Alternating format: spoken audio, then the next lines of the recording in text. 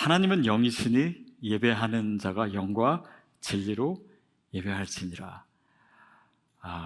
이 구절은 너무 유명한 구절이고 우리가 정말 많이 잘 알고 있고 저도 설교를 여러 번 했고, 근데 아직도 이 본문이 말하고자 하는 것을 제가 다 표현할 수 있다는 자신이 없습니다. 사실 하나도 없어요. 어저께 밤까지 막 씨름하고 도망갈까? 내가 내일 설교 정말 이 말씀으로 하나님의 마음을 그대로 전할 수 있을까? 그런 고민들이 사실 굉장히 많았습니다. 사실 이번뿐만 아니죠. 제가 이렇게 하나님의 말씀에 설교를 잘할 수 있는 것은 최대한 이 말씀을 방해하지 않는 거라는 생각을 합니다. 그리고 저 나름대로는 열심히 준비를 하곤 하지만 항상 부족함을 느껴요. 그러다가 어느 이야기를 들었습니다. 어느 제자가 이제 그 스승님한테 가르침을 받는데, 스승님은 항상 우리에게 많은 이야기를 해주는데 한 번도 충분하게 설명해 주신 적이 없습니다. 왜 그렇습니까? 그랬더니 그 스승님 뭐라 그러시냐면, 아니 누가 과일을 줄 때 자기 입에서 조물조물 다 씹어가지고 주면 네 기분이 어떻겠냐 물어보더래요. 저는 그 말의 의미는 이거라고 생각해요. 진짜 하나님의 말씀은요, 듣는 게 아닙니다. 그냥 배우는 게 아니에요. 내가 직접 먹어야 돼요. 내가 직접 체험해야 됩니다. 그게 하나님의 말씀이고 그게 설교고 그게 하나님의 음성을 듣는 거잖아요. 그래서 저는 이 구절에 있어서 저의 설명을 넘어선 하나님의 음성을 여러분이 듣게 되기를 바라요. 그리고 제가 최대한으로 덜 방해가 될 수 있도록 설교를 해보도록 하겠습니다. 제대로 설명도 못할 거면서 왜 지난번에 했던 성경 구절을 또 가지고 왔냐, 이렇게 생각하실 분이 있으실 거예요. 근데 그때 여러분 기억하실지 모르지만 제가 이런 말씀 드렸습니다. 영과 진리로 예배하는 것이 정말 뭔지 저는 모릅니다. 저는 다 설명할 수 없어요. 그런데 여러분이 진짜 마음을 다하고 힘을 다하고 온 정성을 다해서 최선으로 예배하다 보면 성령님이 가르쳐 주실 거라고, 저는 그 말씀이 다시 떠올랐어요. 그리고 반드시 저는 그렇게 되리라고 믿습니다. 뭐냐면 우리의 예배는요, 내가 하는 거 아닙니다. 나 혼자 하는 거 아니에요. 이 예배의 최선이냐 아니냐가 나에게만 달려있는 거 아닙니다. 사실은요, 예배는 성령님이 인도하시는 거예요. 그래서 성령님이 하십니다. 그래서 그분이 우리로 하여금 예배하게 하시고 이 진짜 예배, 이 영과 진리로 드리는 예배를 체험하게 하세요. 저는 오늘 그 체험이 저와 여러분에게 있을 줄로 믿습니다. 그래서 우리가 주님 앞에 더 가까이 최선으로 나아가는 것이죠. 영과 진리로 예배하는 것이 무엇이냐? 이것을 그냥 문맥에 나타난 것으로 일단 먼저 설명을 드리면, 얼마 전에 설명드린 내용과 동일합니다. 예수님이 사마리아 여인을 만나셨어요. 그리고 그 여인이 질문했죠. 사람들은 예배를 예루살렘에서 드리라고 하는데 꼭 거기서 해야 됩니까? 사마리아에서 드리면 안 됩니까? 예수님의 대답이 무엇이었습니까? 아버지께 예배할 때가 오나니 곧 이때라 라고 하셨어요. 그 의미는 사실 굉장히 선명합니다. 이때라고 하는 것은 예수님이 오신 이때를 의미하는 것이에요. 그 말은 과거에는 제사를 희생제물을 하고 제사장이 하고 특정한 장소에서 해야 되고 율법을 따라서 해야 되고 이런 식으로 정말 이렇게 하나님께 나아가는 것 자체가 어려웠고 또 그것이 희생제사를 통해서 이루어졌다면, 예수님이 오셨다라고 하는 것은 예수님이 그 희생제물이 되신 거예요. 그래서 더 이상 희생제물을 잡는 그런 예배가 아니라, 그런 제사가 아니라 이제는 우리가 주님 앞에 직접 나아갈 수 있는 영적인 예배가 가능해졌다. 그것이 바로 예수님이 보여주신 진리이고 그것이 또한 희생제물이 아닌 영적인 제사이다. 영적인 예배이다. 그런 의미에서 영과 진리로라고 하는 것은 그것이 따로따로 의미를 갖는 것이 아니라 두 가지가 통합된 의미이지 않을까 생각이 듭니다. 결국 오늘 이 본문 말씀을요, 우리가 한 프레이즈씩 곱씹어서 좀 더 생각해 볼 필요가 있습니다. 먼저는 하나님은 영이시니, 하나님은 영이시다라고 하는 이 표현은요, 사실 인간이 모두 쉽게 이해할 수 있는 명제는 아닙니다. 하나님이 영이시다. 그런데 사람들은 그래도 뭘 설명을 해야 되니까 신학자들도 연구를 하고 고민을 하잖아요. 근데 예전에 이 중세의 신학자들은요, 하나님을 설명할 때 하나님과 우리와의 이 무한한 질적 차이를 우리가 어떻게 표현을 할 수가 있을까? 우리가 하나님을 아버지라고 한다고 해서 그걸 아버지가 우리가 지금 일상에서 부르는 아버지랑 똑같은 의미는 아니듯이 이 언어의 한계를 너무나 많이 느꼈습니다. 그리고 인간의 언어가 그 하나님을 묘사하는데 오히려 방해가 되지 않을까, 그런 고민을 많이 했어요. 그래서 나온 신학이 이 부정신학이라고 합니다. 네게티브 디알로지라고 해요. 그건 뭐냐면 하나님은 누구누구시다, 무엇이다 라고 설명하는 대신 하나님은 무엇이 아니다 라고 설명하는 게 훨씬 더 안전하다라는 거예요. 그래서 하나님은 육체가 아니시다, 하나님은 보이시지 않는다, 하나님은 복잡한 구성물이 아니다. 왜냐하면 하나님은 단순한, 그 단순한 자체가 신적 의미가 있다라고 생각했거든요. 그래서 그렇게 설명하다 보니까 결국 그래도 하나님은 초월자시고 신비한 하나님으로 남을 수밖에 없는 거예요. 결국 가장 좋은 하나님에 대한 묘사는 하나님은 하나님이다. 그분을 우리가 설명할 수 없어요. 그분을 우리가 다 알 수 없습니다. 그분을 우리의 언어로 다 표현해낼 수가 없어요. 그래서 주님을 아는 데 있어서는요, 하나님께서 하셔야 됩니다. 그래서 성경 말씀도 성령님이 쓰신 것이고, 우리가 성경 말씀을 이해하는데도 성령이 역사하셔야 우리가 그분을 이해할 수가 있는 거예요. 그분의 도움이 필요합니다. 한 번은 제 아내랑 이제 차를 타고 가다가 저에게 그런 말을 하더라고요. 남자들은 이 차에 이상이 생기거나 연기가 나면은 차를 세우고 쥐뿔도 모르면서 본네트를 연다면서요. 그런 거예요. 생각해보니까 저도 그런 적이 여러 번 있는 것 같아요. 알지는 못하지만 일단 한번 열어보고, 봐도 잘 모르겠으니까 닫고. 그래서 제가 그런 것 같다고. 그러면 여자는 안 여냐고 그랬더니 어떻게 여는 건데요? 그러더라고요. 여는 것조차 잘 모르는 거예요. 여러분, 이 인간을 생각하실 때요, 정말 하나님에 대해서 쥐뿔도 모르는 것이 인간입니다. 근데 그 인간, 그 미약한 인간이 또한 예배자예요. 그러니까 예배자의 자리라고 하는 것은요, 하나님을 다 알고 그래서 찬양하고 예배하는 것이 아니라요, 하나님을 우리가 도저히 알 수 없는 자로서, 연약한 자로서, 미약한 존재로서 예배하는 것입니다. 그래서 예배하는 자가 라고 하는 이 말을 우리가 생각해 볼 필요가 있어요.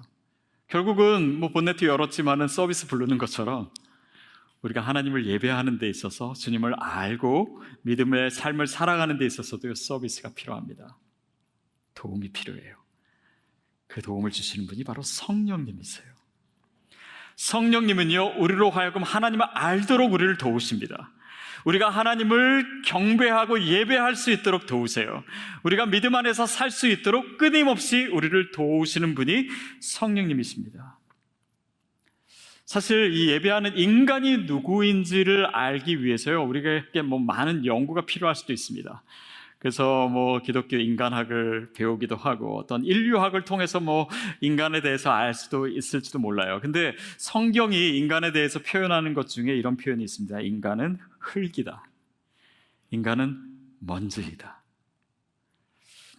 이 의미를 조금 과학적으로 한번 생각해 봤습니다. 제가 최근 몇 년 동안 이 과학에 좀 관심이 있었기 때문에 이것저것 이제 배우다가 이 사물을 구성하고 전 세계를 구성하고 우리의 몸도 구성하고 있는 최소 단위가 원자잖아요. 원자. 근데 눈에 보이지도 않죠. 근데 그 작은 원자가 어떤 구성으로 되어 있냐면 도표를 하나 보겠습니다. 이렇게 되어 있어요. 원자 안에는요, 원자 핵이 있습니다.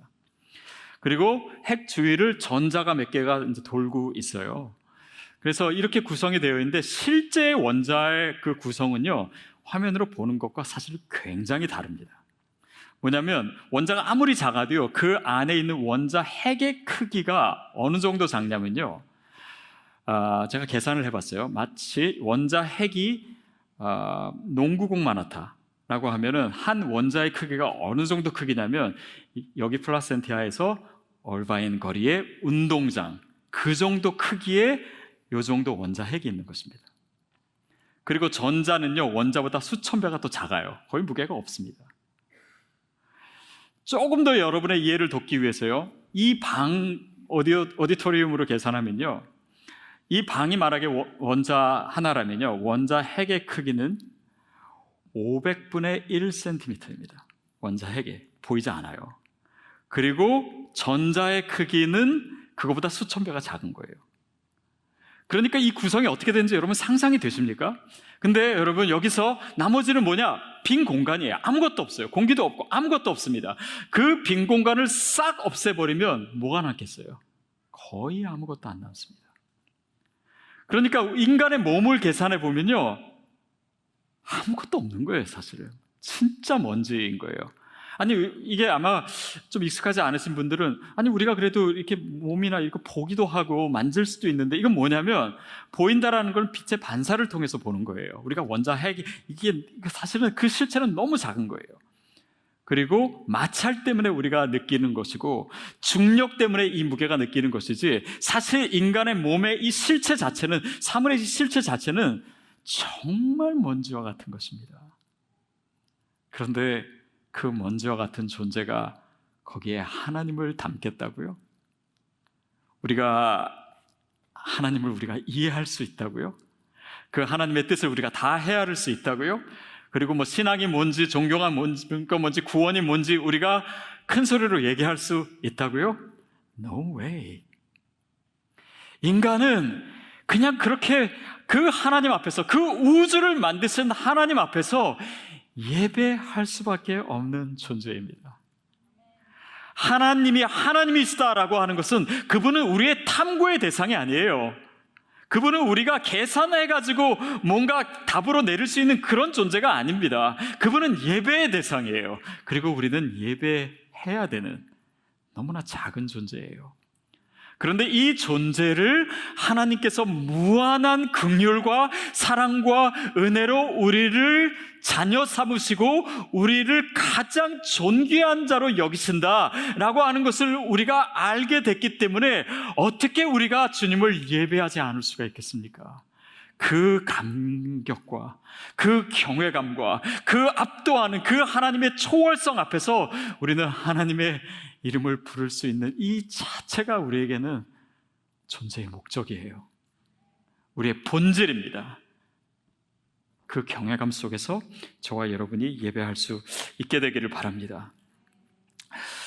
그 다음에는 영과 진리로 예배할지니라. 영과 진리로 예배할지니라.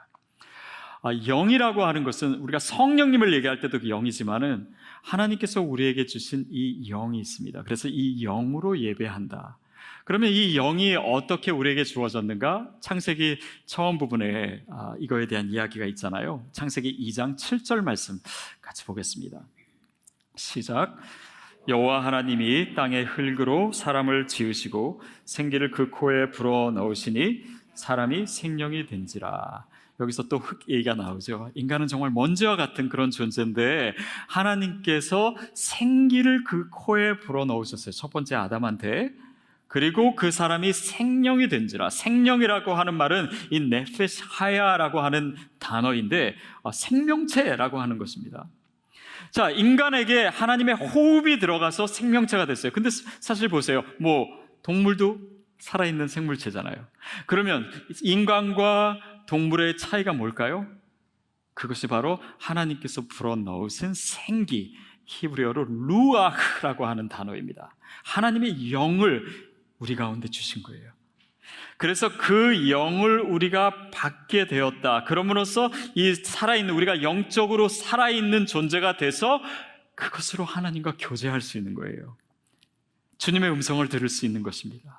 우리가 진정으로 영으로 예배한다는 것은 바로 그 영으로, 하나님이 우리에게 주시는 그 호흡으로, 우리가 설명할 수 없는 그 하나님의 영으로 우리가 주님을 예배하는 것입니다.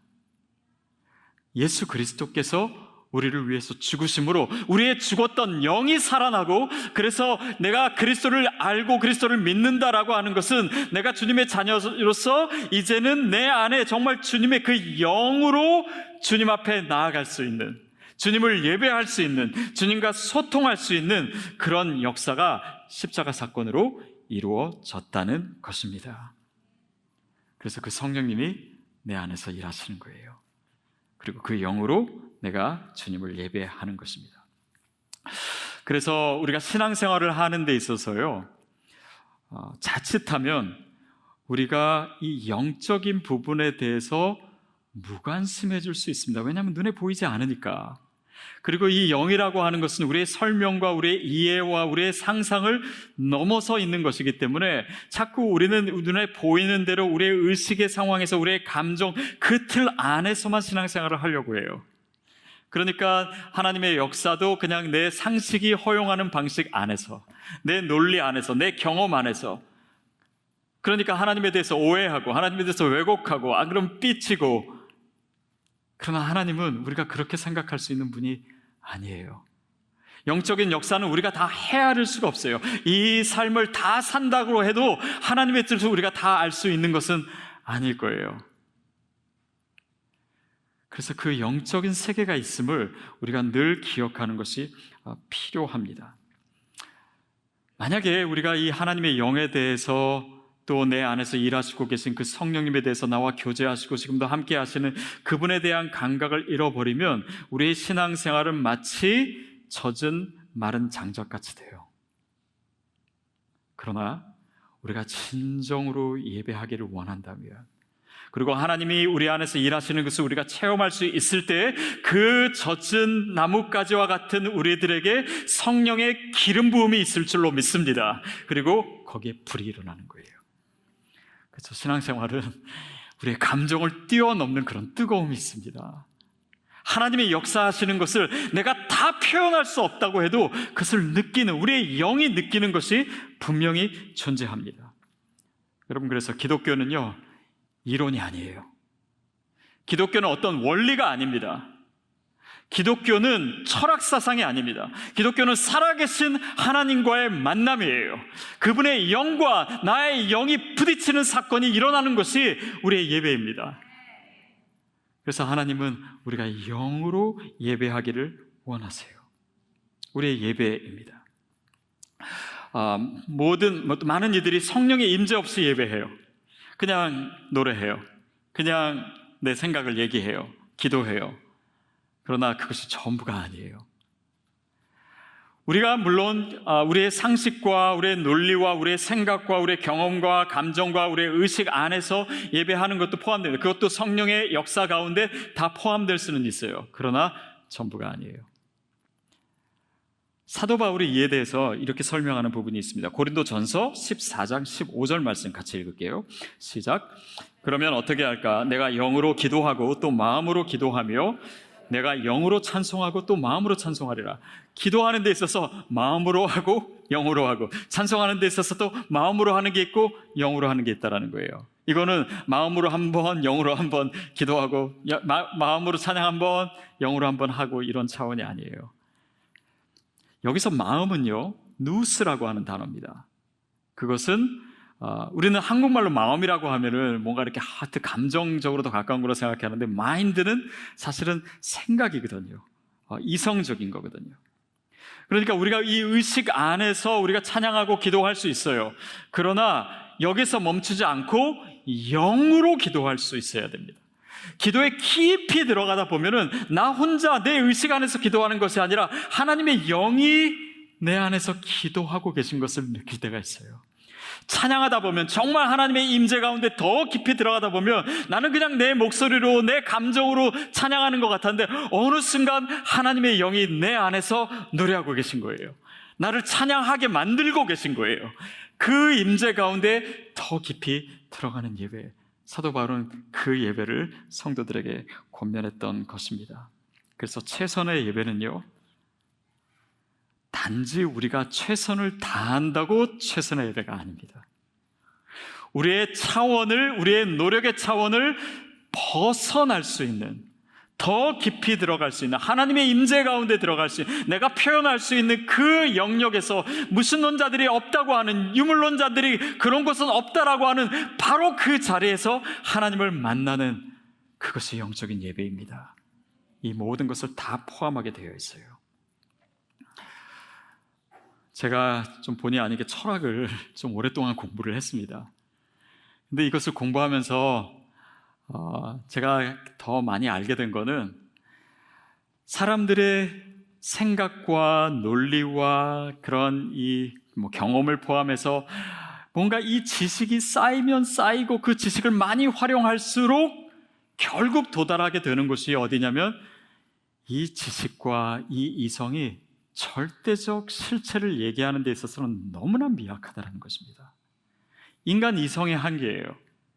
인간의 합리성의 한계를 깨닫는 것, 그것이 이성의 극치입니다. 그러니까 근대 시대에 사람들이 계몽주의로 인해서 사람들의 생각과 이성을 극대화하고 막 과학도 발전하고, 근데 그 과학의 발전의 결과는 핵무기를 만들고 공기 오염을 만들고 그것 때문에 사람이 죽고, 결국 그런 것들 가운데 이성의 한계를 깨닫고 많은 사람들이 허무주의로 돌아섰습니다. 그러나 그 길만 있는 것이 아니었어요. 이성의 한계를, 최대한의 고도의 이성을 활용하고 그 지점에 도달했을 때 그 한계점에서 믿음의 영역이 있다라고 하는 것을 많은 사람들이 알게 됐습니다. 그것이 자유주의 신학의 종말이었어요. 물론 지금도 계속되고 있지만은 이 믿음의 영역이 이 인간 이성의 한계 속에서 훨씬 더 크게 열려지는 것을 사람들이 느끼기 시작했어요. 마치 천문학에도 막 정말 물리학이 발전하고 고도의 이론을 통해서 우주의 크기를 계산하고 인류가 몇 년 됐나 이런 거 다 계산하잖아요. 근데 그 고도의 기술과 이론과 계산법이 발달하면 발달할수록 우주의 크기가 더 커지는 거예요. 더 헤아릴 수가 없는 거예요. 우주가 지금도 엄청난 속도로 팽창하고 있다는 거예요. 헤아릴 수가 없는 것입니다. 인간이 최선을 다하고 끝까지 가는데, 그럴수록 하나님의 광대하심은 더 커져요. 저는 그것이 마치 믿음의 영역인 것 같아요. 영적인 영역인 것 같아요. 우리가 가만히 졸고 있다라고 최선의 예배가 되는 것이 아닙니다. 하나님의 영이 임하는 것이 아니에요. 우리가 마음을 다하고, 우리가 힘을 다하고, 우리가 말씀에 집중하고 정말 하나님 안에서 최선의 예배를 드리려고 하는, 주님 앞에 나아가는 그 한계점에서 우리의 의식이 다다를 수 없는 더 깊은 영역으로 하나님이 우리를 부르시는 거예요. 우리를 초대하세요. 그리고 내 안에서 주님께서 말씀하십니다. 사람의 목소리가 아니라 하나님의 음성이 들리기 시작해요. 그리고 내가 진정으로 영과 진리로 예배하는 것이구나, 이것은 제가 설명할 수 없지만 여러분이 경험하게 되는 것입니다. 저는 저와 여러분이 그런 예배를 경험하게 될 줄로 믿습니다. 그래서 그 지점에서 주님을 만나는 거예요. 제가 최근에 들은 말이, 마라토너가요, 마라톤을 뛰는데 그게 42.19, 26.2마일이거든요. 근데 26마일을 뛰고 마지막 2마일 뛸 때, 그때는 이미 다리 힘도 다 빠지고 사람으로서 쏟을 수 있는 힘은 이미 다 쏟은 상태고, 그리고 지쳐서 정말 내 다리로, 내 호흡으로 뛸 수 없는 바로 그 시점에서 마지막 0.2마일을 달릴 때 그때 느끼는 그 환희와 전율은 경험해 보지 않은 사람은 알 수가 없대요. 마치 그런 것처럼 우리가 최선의 노력을 하고, 우리가 정말 주님 앞에 최대한 가까이 나아가고, 우리의 마음을 다하고, 우리의 힘을 다하고, 우리의 정성을 다하고 그렇게 예배하는 가운데 내가 설명할 수 없는 하나님의 임재가 저와 여러분에게 체험되기를 축복합니다. 그때 어떤 사람은 방언이 터지기도 하고, 어떤 사람은 은사를 받기도 하고, 어떤 사람은 기적을 경험하고, 단지 근데 그런 기적뿐만 아니라 내 안에서 진정한 회개의 영이 일어나는 거예요. 내 안에서 일하고 계신 그 성령님이 그 음성이, 그 감정이 하나님이 나를 얼마나 사랑하시는지, 어떤 눈으로 나를 보고 계신지, 어떤 능력으로 내 삶을 인도하고 계신지가 내게 조금씩 느껴지는 것입니다. 내 삶이 변화되는 거예요. 내가 할 수 없었던 일들이 내 삶에 일어나기 시작하는 거예요. 성령님이 내 삶을 인도하고 계시고 내 삶을 이끌고 계시다라고 하는 것을 주님과의 교제를 통해서 알게 되는 것입니다. 저는 그 영적인 예배가 오늘 우리의 예배가 되기를 바랍니다. 그리고 우리의 일상도 그런 예배가 되기를 바라요. 하나님과의 친밀한 사귐입니다. 하나님이 나를 얼마나 사랑하시는지를 내가 알고 그 기쁨을, 아까 우리가 찬양한 가사처럼 주님을 사랑하는 그 기쁨을 빼앗기지 않게 하소서. 여러분, 하나님의 영이 임할 때 우리에게 그 기쁨이 있지 않습니까? 주님, 이 기쁨을 빼앗기지 않게 하소서. 우리의 믿음과 우리의 예배가 그냥 내 의식의 차원에만 머문 나머지 하나님의 역사를 내가 차단하고 성령님이 나를 통치하시는 것이 아니라 내 생각과 내 경험과 내 논리가 성령님을 통치하는 듯한 그런 믿음 생활 말고 주님 앞에 최대한으로 가까이 가고 정말 그 주님을 사모하고 그 하나님의 임재를 날마다 체험하는 그런 예배자, 그것을 경험하는, 그것을 지식으로가 아니라 내 삶으로 하는, 내 영으로 하는 그런 여러분 되기를 주님의 이름으로 축복합니다.